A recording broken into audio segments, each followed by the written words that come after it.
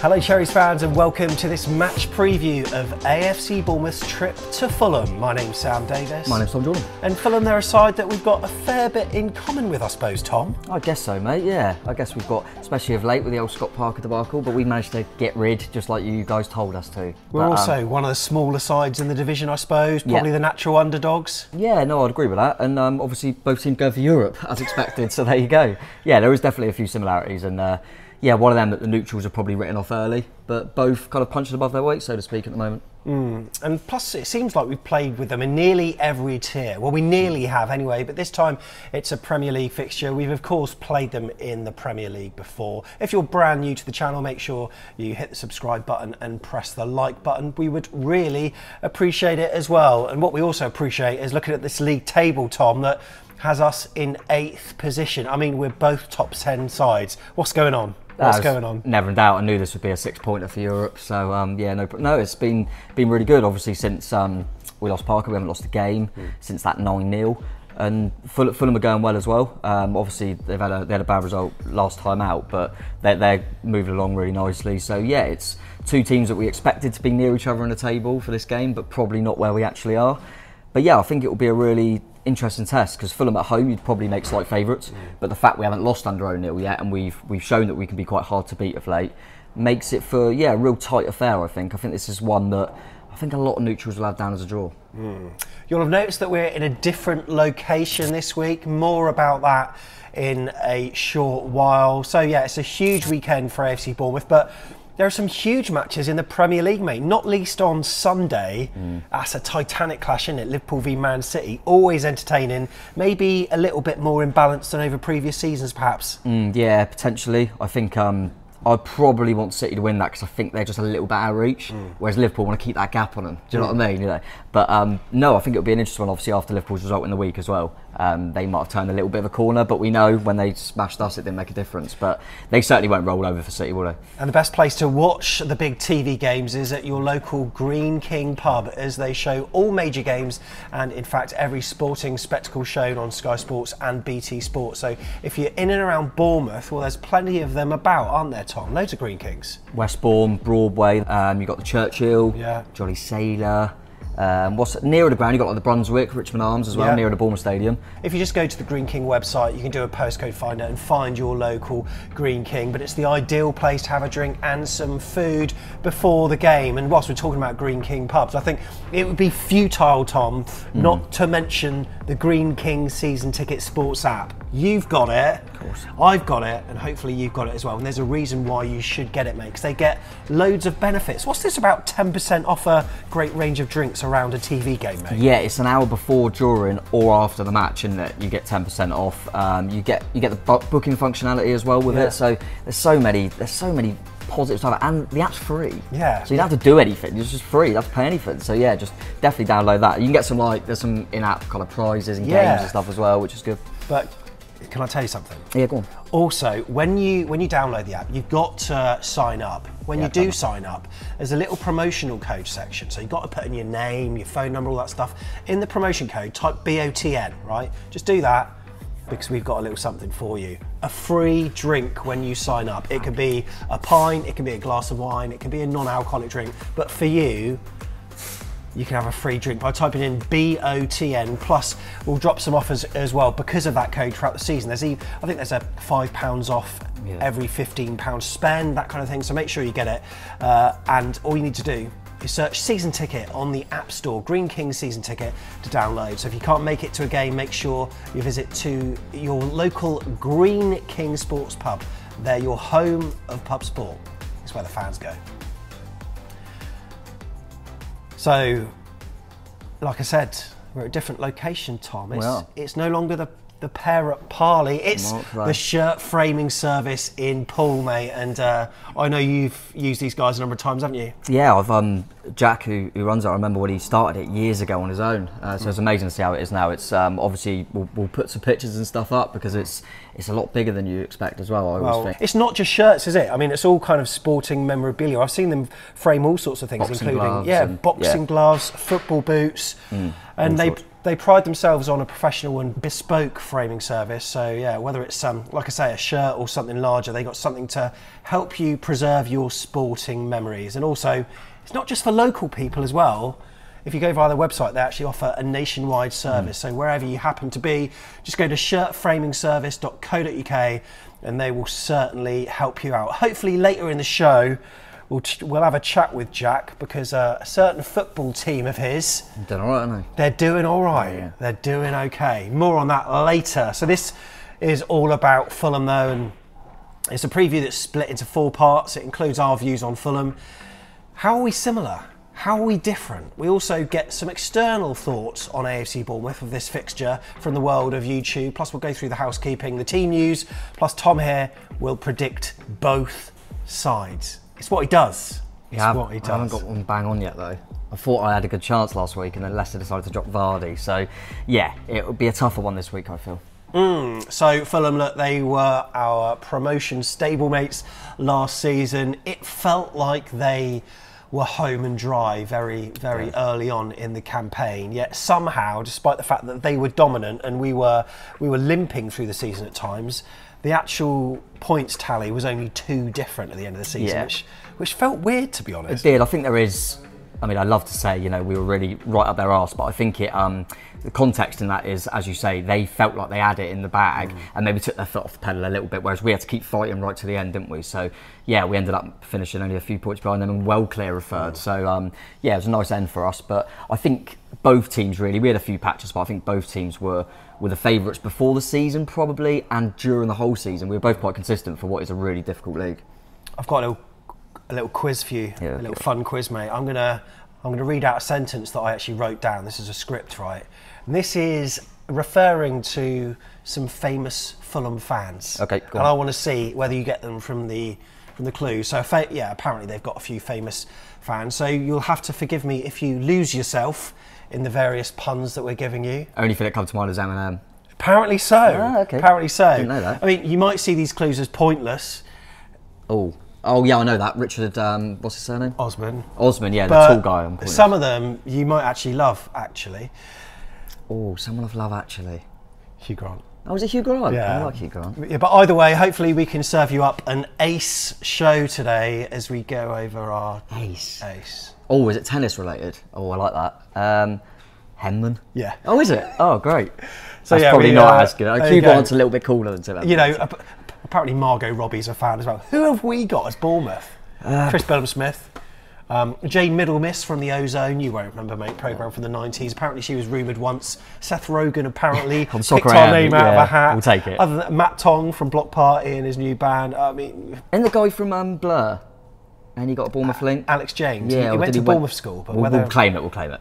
There's a little fly flying around and it's doing my head in. But it's weird for a fly to be flying around. Yeah, weird that. So yeah, Fulham then. Let's give some honest and brutal thoughts about them. Of course, the manager is Marco Silva, someone that I've got to say at the start of last season we weren't overly convinced by.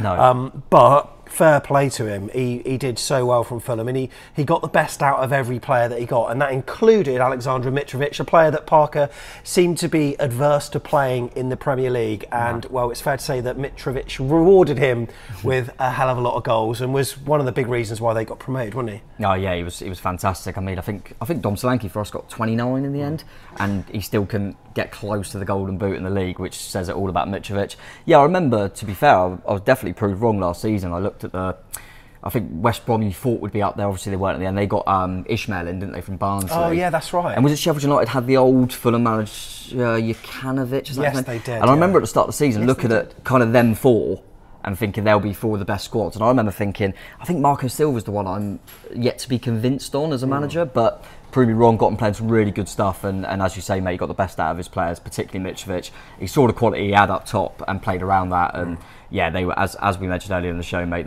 felt like they were home and dry for a whole of the season, really, and yeah, deserves credit for that, and obviously how they've started this as well. And it's fair to say that there were a number of Fulham eyes looking at Bournemouth's campaign last season, not least because Scott Parker was our manager, of course. He left Fulham after they were relegated and then joined AFC Bournemouth after our first season back down in the Championship, which, I unfortunately didn't lead to playoff glory under Woodgate, but under Parker, a manager that had provenly got a side promoted before, we were all fairly hopeful, but we did have these constant words in our ears and in front of our eyes when we looked in the YouTube comments from various people, including you, James FFC. Hello, mate. Hello, you're right. The football is boring. It's negative, and you know what? We couldn't really side with them based on our start to the season, could we? We couldn't. I think what it was as well is you kept getting results. Yeah, and he's your manager of your football club. You got to back your team, and you got to back the boys, and you got the job done, and all that sort of stuff. But most of the things I was hearing was it will be dull to watch. I agree, but I wasn't too bothered because we were getting over the line, and then it was you wait, it'll fall out with your owners and get the boot and move on, and fair play, they got it bang on, didn't they? So yeah, I think we were. As you say, it'd be silly not to back your manager, especially when we were winning football matches. But they were right ultimately, and I'm pleased like they were in the end. I remember going to, I think I said this to you off air, when we went to Fulham last season, and all the songs were anti-Parker. And I remember turning to people, probably yourself, and going, I know he left under a cloud, but he got him promoted. Why do they dislike him so much? And now I'm out of that. I don't think we'd ever go to that level. Because he didn't really have that long in the Premier League. I don't think if we ever faced a Parker side, we'd be as brutal. And also, he never got relegated. No, exactly. He didn't. And I suppose, in terms of managerial reigns, his was very successful. Exactly. But there is a part of me that goes, I kind of get it now because of the way he portrays himself. Yes, as a manager, he's a bit boring, but I'm kind of more away from that. It's more of how he conducts himself and how personality. Yeah, and he struggles to have that engagement with fans, and the way he was talking about, everyone will know the comments he made about our players need help. We can't be competitive with this squad. We haven't lost since he's gone. Yeah. So yeah, we're probably the ones laughing at this moment in time. But yeah, it's just made me think. I kind of realise it now from a Fulham's perspective, the way he conducts himself, how boring it is on the pitch, and then to just jump ship, fall out the owners and come to Bournemouth. I get why the dislikes there so much. But apart from the Parker thing, mate, and the fact that we were competing with them all of last season at the top end of the league, so there's got to be a bit of a rivalry dislike. There has to be. It's part of it. I've never disliked Fulham. It's one of my favourite away days in stadiums. So yeah, I love it. Yeah, I think, and weirdly now with Parker gone and with Forest spending all the money, it almost feels like both of us are punching down on them. Yeah, now. and there's a lot of tweets that I'm seeing, including like a football Twitter account, an FT account of Fulham.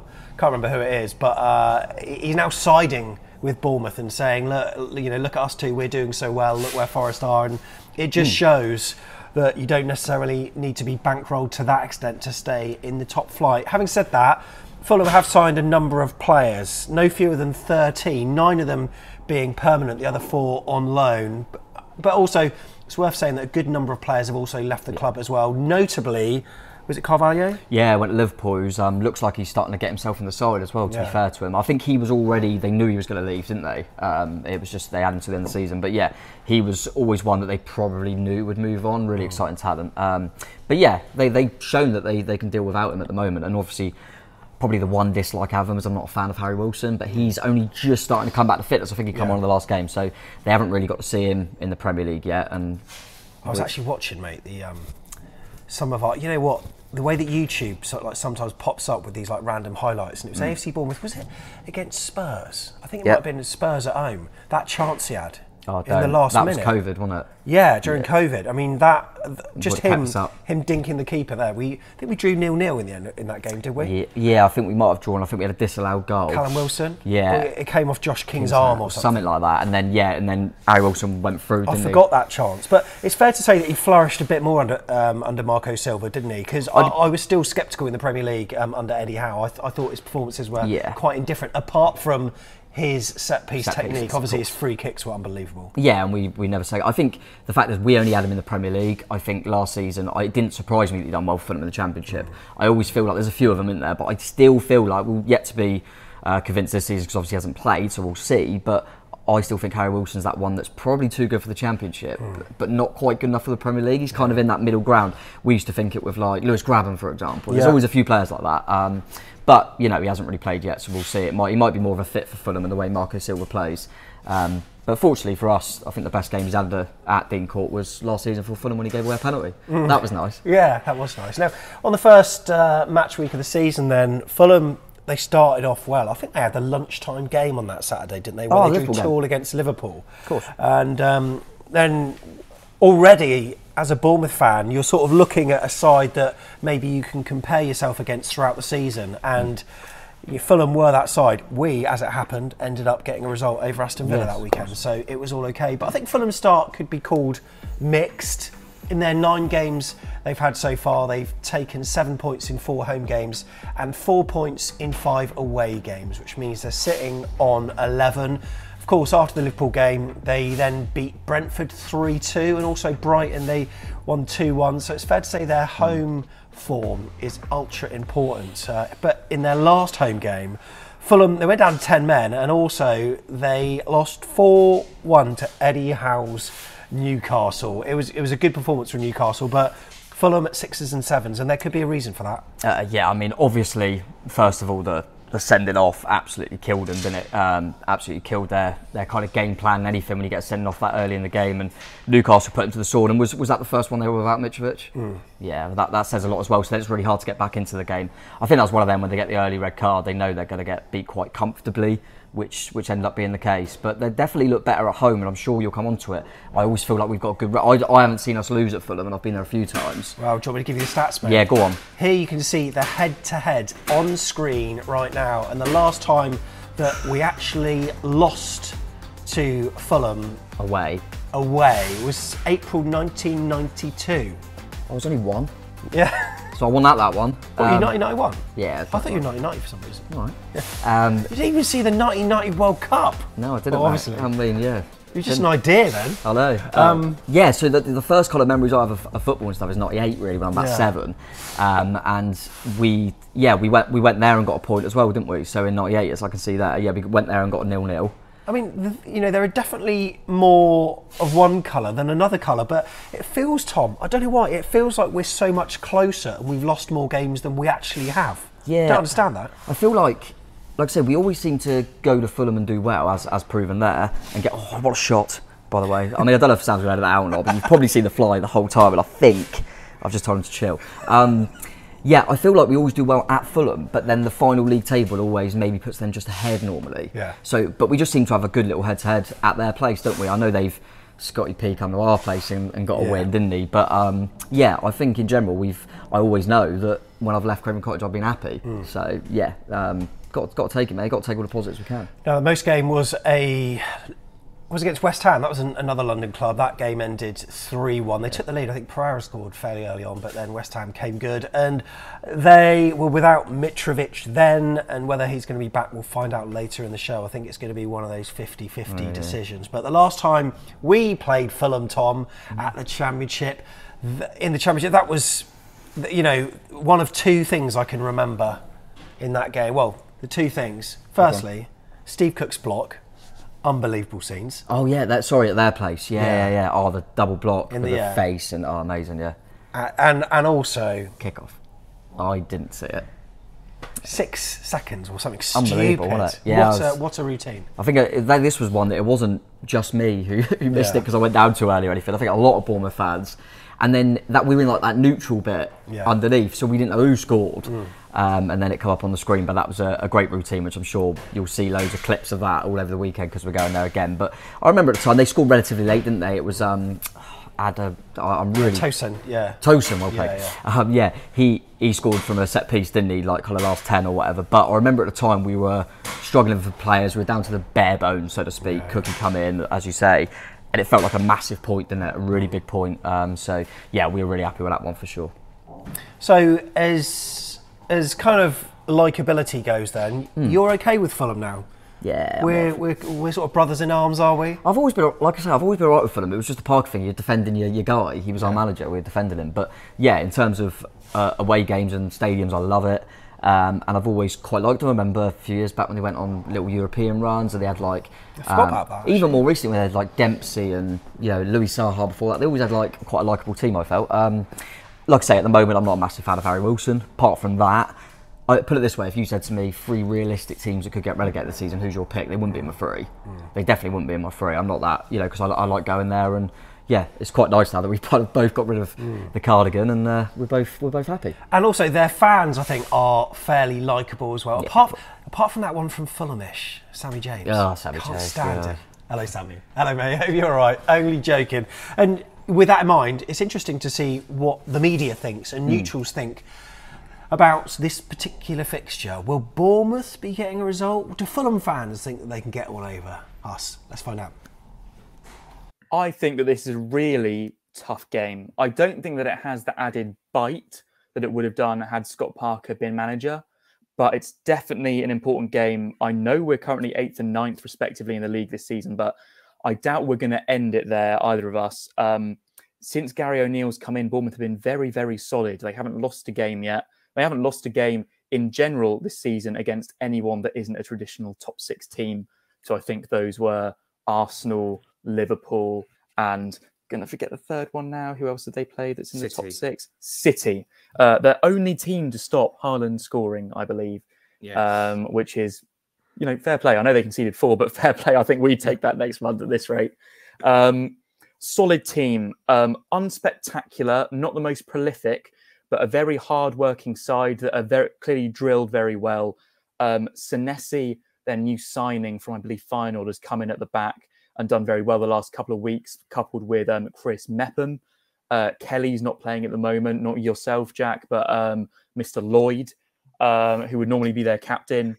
And Neto in goal has been quite impressive. I've got to say, I thought that when Travers, their keeper from last season, who was fantastic, it's got to be said, last year, got dropped after that 9-0 Liverpool game. I was thinking, oh, this is a bit harsh. But Neto's done very well since he's come in. These two led the way in the Championship last season, pretty much coast to coast. And they've both started very well up in the big league. Fulham have dropped off a little with 3 defeats in 4, but are miles off the bottom. Bournemouth are even higher and have a 5-game undefeated streak under interim boss Gary O'Neill. Both these games were excellent last season. Remember that brilliant kick-off goal from Solanke? They also both ended 1-1. Draw! Really interesting to see some varied views there of this fixture. I was actually looking, mate, and the 3 PM games are dull. For the neutral, I think it's Forest v Wolves and Fulham v Bournemouth. Those are the only 3 o'clock games on Saturday. Oh, bloody hell. So yeah, they're not great for your sort of glory supporting fans there. But yeah, for us, obviously, it's going to be a huge game, and also we need to find out who's injured and who is not. Hugh's not. Let's do Hugh Grant again. Let's get team news. So let's start with the Fulham team news, and we know that Nathaniel Chalobah is suspended injury-wise. We've got Kurzawa, Mana Solomon, Kene Tete and Mitrovic, who all missed the West Ham game. Now, Mitrovic they thought he could be fit for the West Ham game, but he wasn't. They think he could be fit for this one, but it's very much 50-50. And every tweet that we've seen, mate, may come back. Yes. And I mean, to be honest, even if he is fit, what are they going to do? Are they going to tell us? No, exactly. I think they'll. I mean, I would have thought that Marco Silva and Fulham will keep their cards close to their chest on this one, and kind of just say it'll be a late call, maybe. I think it was ankle damage, wasn't it? Right. Okay, that sounds right. Actually, yeah. I think. Yeah, if I weren't playing Bournemouth, I'd want him back. He's in my fantasy team, but I certainly don't for this one. Of course, we'll have to wait and see on it. I think. I don't know if they'd want to rush him back anyway, but I watched that West Ham game and they really struggled without him. I know it's obvious, but I'm not sure if they've got a replacement that suits their style. I think they play Vinicius up there, who's still quite new to him. So yeah, I probably, and I'll let you know on the team news what I think. But William being out, he started quite well for him, so him still being out by the looks of it is probably a good thing for us. But Harry Wilson is slowly coming back, so he could be involved, even if it's just from the bench. Tactically, of course, as he's a 50-50, I think Gary O'Neill is obviously going to make his team selection, but have 2 versions of what to do within the game. Do you think, if he knew for sure whether any AC Bournemouth personnel would be changing one way or the other, if he knew he was playing or he knows he's definitely out, do you think any changes would be made? I don't think so, because he's a number 9, he'll go up there. And I don't think that if Mitrovic were to be out, they'll then mix around the formation. They'll just have a different number 9. I think they'll probably have 2 variations in terms of our defence to how you deal with each of them, whichever one it were to be. But I think ultimately they're going to be, if it's Mitrovic, yeah, they'll probably put more balls in the box, and we'll have to be wary of that. But either way, I think if he's not out, they'll just put someone else up top. They won't change the system too much. So I think we'll probably plan cleverly that Mitrovic will probably play. I think it's best to go into it thinking he will. Yeah, okay, in terms of AFC Bournemouth team news, of course, we know that Junior Stanislas and Lloyd Kelly will still both be out, but Ben Pearson and Joe Rothwell will be available for selection, which is, of course, a massive plus. Now, onto the referee. It's Graham Scott, mate. And I don't think we've had particularly good memories. When did we have him last? We had him in the FA Cup against Bournemouth. And also in the Championship against Fulham as well, where he issued 10 yellow cards, of which 7 were for Fulham, though. Ooh, okay. So, yeah, we've got him again. But, yeah, Graham Scott is your referee. You know, you're saying about, like, famous people. That Scott Mitchell, darts player. Graham Scott Mitchell. I'm just trying to get some omens in it, all right? Okay. Yeah, good point. Right. Should we do your predicted teams? Yeah. Let's do it. Right then, Tom, we will start with the Fulham side, and we've got it on screen now. Looks like you've gone... What formation is that? It's pretty much a 4-2-3-1, I'd say. Okay. Because 2 of the central players tend to be a little bit deeper. Yeah. So, yeah, I think they'll go with that. Obviously, it's going to be Leno in goal. Yeah. I remember us all saying, previewing the start of the season, that there was this stat on the teams that get promoted often change their keeper quite quickly. Okay. And all 3 of us have. Yeah, I think it's Henderson, Neto, and Leno. And I remember... I think if it wasn't for obviously they signed Ramsdale, but Leno never. Arsenal fans always like Leno. He's a top keeper, so he's been a good signing for him. I think across the back, they're struggling at the moment with that right back slot. I think Tete, I think, is out. Yeah. And they tried to play Bobby Reed there, who's not natural there. I think they might bring Mbabu back in to play at right back, just because he's a little bit more steady there, a little bit more natural at right full back. So I think they'll go with him. I think the centre half speak for himself. I'm going to definitely call him Tosun because I can't pronounce the surname, but he's a good player. He scored against us last time we were there. And they'll play Ream with him, who's got a good bit of experience. So they're quite solid centre halves, but I'd like to think that Dom could maybe run at them a little bit. Yeah. And then left back will be Robinson for sure, who's been a good left back for him. In front of them? Yeah, in front of them we're going to have Harrison Reed, who, if Bournemouth fans remember, will probably get booed because he is an ex-scummer, but a good footballer. He'll be in there with Palhinha, who I think when we've done our Premier League shows, I'm sure I've put him in a team the week before. I've been really impressed with him. I think he's kind of gone under the radar a little bit. I think he's been a really good signing for him, so he'll be good. And then Andres Pereira in front of them, who obviously come from Man U. He's very popular on FPL because he's so cheap and he gets minutes for him. And he scored in the last game, as you mentioned. So yeah, he'll be dangerous. And I think kind of in the wide areas, as I say, I don't think Harry Wilson looks like he's going to be quite fit enough. Willian as well, so I'm going to go with Reed, who I mentioned that played at right back. I'm going to put him on the wing. I'll put him on the right. The wingers could switch. I'll put him on the right a little bit further up, and then Dan James, who they got him from Leeds. And he could be a danger, can't he? Yeah, he's one of them. He was Man U, highly rated, went to Leeds, didn't quite work, and he's just slowly getting into it. But he's got pace, so yeah, I think they'll play him. And then up top, you're going to make the call? I'll make the call. I think it's probably from a pessimistic standpoint. I think Mitrovic will play. I think they'll probably look at it if he's kind of 60, 70, 80% fit. I think they'll go on there, give us an hour, see how you can do, cause some problems. Hopefully we'll have a lead. That's what Fulham will be thinking, and then we can maybe withdraw you. I think they'll do that rather than bringing him on the chaser game potentially. So that's what I think, but obviously I'm hopeful that he's not available. We will see. Right, let's move on to AFC Bournemouth then. Here we go. Right, talk me through this lineup then, mate. Let's go for it. Yeah, it's an interesting one because obviously we changed it up a little bit for the Leicester game to look at Maddison. Really, I think that was a very specific role that Smithy went over to the left-hand side. So I think we'll probably revert back to type a little bit. I'll probably put us in a be flexible but in the same as Fulham, in that kind of more 4-2-3-1 / 4-3-3. Obviously, it's flexible. Neto will stay in goal for sure. Phil for Travers, but as we say, Neto keeps performing.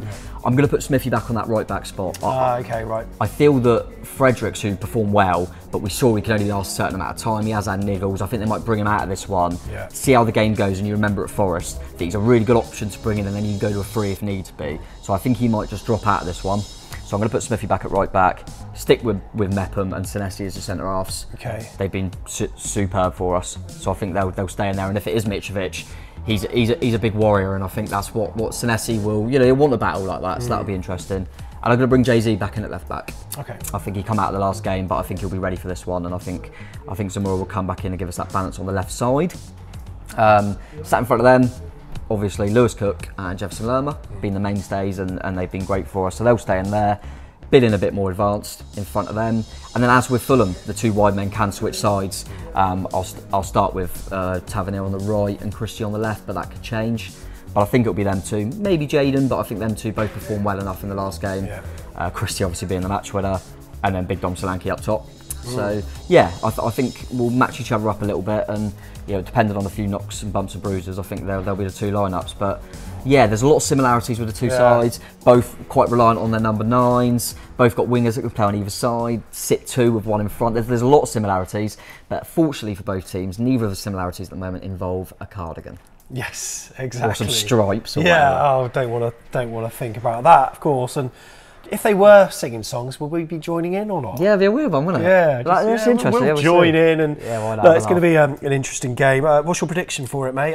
In fact, before I have a think, we want you to put your prediction in the comments below. Make sure you do pop in your prediction there. Let us know how you think it's going to go with your head and your heart. Go on, why not give us both? Tom? I don't know what it is about this game. I think I'm looking at it, it's typical football fan worrying. I'm thinking, we haven't lost to them away so long, since nearly when I was born. Yeah. I think a lot of the neutrals in the media are going, Bournemouth will lose like every week, and we haven't for so long. I think they'll go, maybe Bournemouth won't lose this week, and it will be that revert. I am a bit fearful. I would definitely rip your hand off for a point. Yeah. I'd go there, stink the place out, get a point. I'd be well happy, mate, and move on to Southampton. But so I will stick with that. I think it's going to be difficult, but I'm going to go. Last season, 2 1-1 draws. I'm going to stick with the same. I'm going to go for another 1-1 draw. We're going to continue that theme. But yeah, I would definitely take that. What about you? Yeah, I mean, I'm erring on the side of 1-1, but part of me thinks a Mitrovic-less side is... that'll be key, and we don't know that. Is, one that we can maybe take advantage of. 2-1's happening. Oh, 2-1. With or without Mitrovic. Screw it, 2-1. Love it. Well, I'll definitely take it. But yeah, I think these next two, briefly spoke about it, we've got Southampton at home next in the week. So I think if we can go into them 2 games, get 4 points, then we'll be in an amazing position going into some tougher fixtures on paper with West Ham and Tottenham. Who have we got after Southampton? Yeah, West Ham. And as if by magic. What you got there? Look at that. It's right there. Look at that. Nice. And we're giving this one away. No, it's not. Someone's actually going to where's Jack? Can you sneak that in the car? Yeah, we might be able to. But as I say, we are at the shirt framing service, and let's have a look around and see if we can find Jack for a quick word. Yeah. There he is. There's the main man. How we doing? Jack from Shirt Framing Service. Very well, mate. How's business going for you? All good? All good. We're very busy. Build up to Christmas. Lots of Bournemouth shirts in it as normal, and a couple of Southampton ones, but we don't want to really speak about them, do we? No. I say who we will speak about is your side. Yeah. Plymouth Argyle, mate. They're doing all right. Top of League One. Romping up the league. Absolutely romping. Heard it here first. Get your money on. Put Argyle to go up. Stonking straight to the Championship, then straight away through. Champions League 5 years.